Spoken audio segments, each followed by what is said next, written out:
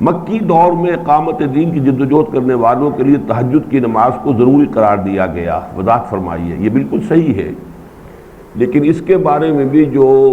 میں نے شاید بعض مواقع پر اس کی وضاحت کر دی ہے کہ جب کہ کوئی اور نماز ابھی فرض نہیں تھی قطعاً، اس پر صرف ایک ہی نماز تھی اور وہ قیام اللیل، لیکن وہ بھی فرض کے درجے میں نہیں تھی۔ اس کے بارے میں بھی جو آیا ہے وہ ان ربک یعلم انک تقوم ادنی من ثلثی اللیل ونصفہ وثلثہ وطائفۃ من الذین معک، جو آپ کے ساتھ ہے ان میں سے بھی ایک گروہ۔ فرض نماز کے لیے یہ انداز نہیں ہو سکتا، فرض نماز تو پھر ہر ایک کے لیے پڑھنی لازم تھی۔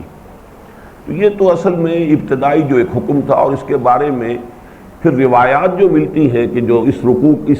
سورت کی جو آخری آیت ہے جس پر پورا رکوع مشتمل ہے ایک ہی آیت پر، اس میں جو دو پھر آئی ہیں ترمیمیں یا اس کے اندر جو نرمیاں کی گئی ہیں، تو اس میں سے بعض جگہ معلوم ہوتا ہے کہ یہ 9 مہینے بعد ہو گیا، 10 مہینے بعد ہو گیا، 11 مہینے بعد ہو گیا، 16 مہینے بعد ہو گیا، بعض میں آتا 10 سال بعد ہوا، 11 سال بعد ہوا۔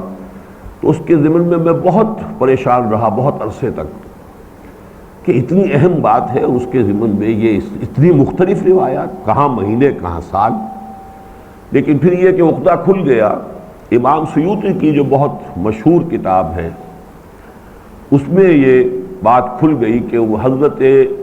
عبداللہ ابن عباس رضی اللہ تعالی عنہما کے نزدیک یہ آیت ایک نہیں دو ہیں۔ پہلی جو تنسیخ آئی ہے یا ترمیم آئی ہے یا جو اس میں نرمی کی گئی ہے، یہ تو 10 مہینے 11 مہینے یا 12 مہینے کے بعد ہو گئی۔ دوسرا حصہ جو ہے یہ یا تو ہجرت سے متصلاً قبل اور یا ہجرت کے بعد ہے۔ پہلا تو یہ تھا علم اللہ علم ان لن تحصوه فتاب علیکم فاقرؤوا ما تیسر من القرآن، پہلا حصہ یہ ہے۔ اس کے بعد دوسرا تھا علم ان سیکون منکم مرضی وآخرون یضربون فی الارض یبتغون من فضل اللہ وآخرون یقاتلون فی سبیل اللہ فاقرؤوا ما تیسر منہ واقیموا الصلاۃ وآتوا الزکاۃ واقرضوا اللہ قرضا حسنا وما تقدموا لانفسکم من خیر تجدوہ عند اللہ هو خیرا واعظم اجرا۔ معلوم یہ ہوا کہ یہ آیت تو لازماً یا تو متصلاً آ سکتی تھی، قتال کا ذکر ہے، یقاتلون فی سبیل اللہ، یا تو ہجرت سے متصلاً قبل آ سکتی ہے، اور یا پھر جیسے کہ وہ آیت جو ہے کہ جو سورہ حج میں آئی ہے کہ یقاتلون اذن للذین یقاتلون یا یقاتلون، یہ دونوں اس کی قراتیں ہیں۔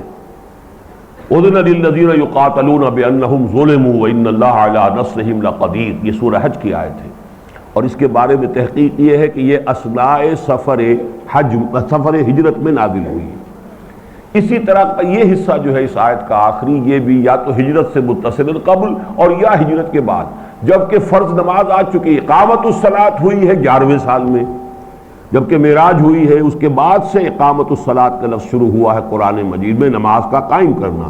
اس سے پہلے کہیں سجدے کا ذکر ہے، کہیں تسبیح کا ذکر ہے،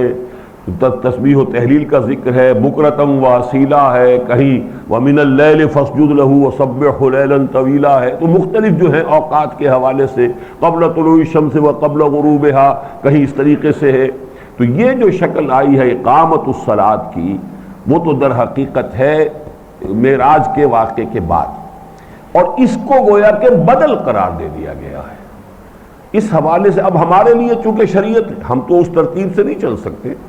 ہمارے لیے شریعت کے اعتبار سے فرض نماز تو پڑھنی لازم ہے ہر صورت میں، تو اس لیے اس میں جتنا بھی انسان مزید اضافہ کر سکے اقامت دین کی جد و جہد کو کرتے ہوئے، وہ نور علی نور ہے، لیکن وہ تقرب بالنوافل جو اقامت دین کی جد و جہد سے دستکش رہتے ہوئے کیا جائے وہ زیرو ہے، وہ چاہے پوری رات کا تہجد ہو۔ لیکن اقامت دین کی جد و جہد کرتے ہوئے آپ مزید نوافل کا اہتمام کریں، آپ رات کو کھڑے رہیں، آپ کچھ اور کریں، تو یہ نور علی نور ہے۔ بس یہ ہے جس کو کہ فرق کو سمجھ لینا چاہیے۔ البتہ وہ جو تصور ہمارے ہاں بن گیا ہے کہ سارے وہ سلوک کے مراحل بھی طے ہو گئے ہیں اور کوئی شخص جو ہے وہ مرشد بھی بن گیا ہے، دوسروں کے لیے مسند ارشاد کے اوپر بھی بیٹھ گیا ہے، لیکن اس اقامت دین کی جد و جہد کا کوئی آس پاس بھی کوئی گزر ہی نہیں۔ گزر ان کا ہوا کب؟ عالم اللہ اکبر میں، تو اس اللہ اکبر کے عالم میں گزر ہی نہیں ہوا۔ وہاں جو یہ تقرب بالنوافل ہے، اصل میں ساری نفی اس کی ہے، لیکن اس فرض کو ادا کرتے ہوئے، التزام جماعت اور اس کے ڈسپلن کی پابندی کرتے ہوئے جتنا وقت مزید مل جائے، جتنے بھی مہلت ہو، بلکہ اس وقت تو یہ ہوگا جب کٹھن مرحلے آئیں گے آپ خود بخود سجدے میں گریں گے۔ اس وقت صحیح معنی میں جو ہے جب ایک آپ کٹھن منزل سے گزر رہے ہوں گے تب صحیح رقت طاری ہوگی، پھر یہ نہیں ہوگا کہ رونے والا منہ بنا لو، بلکہ وہ تو رونا خود آئے گا کہ اللہ میں کیا کروں، میں کس مخمصے میں پھنس گیا ہوں، پروردگار تو ہی مجھے اس سے نکالنے والا ہے۔ پھر جو اصل دعا ہوتی ہے کہ جب انسان اس جد و جہد کے اندر ہو اور اس کے کسی مشکل کے اندر گرفتار ہو، تو بہرحال اس کی نفی نہیں ہے کہ آدمی اس کے ساتھ جتنی بھی کرے وہ ٹھیک ہے۔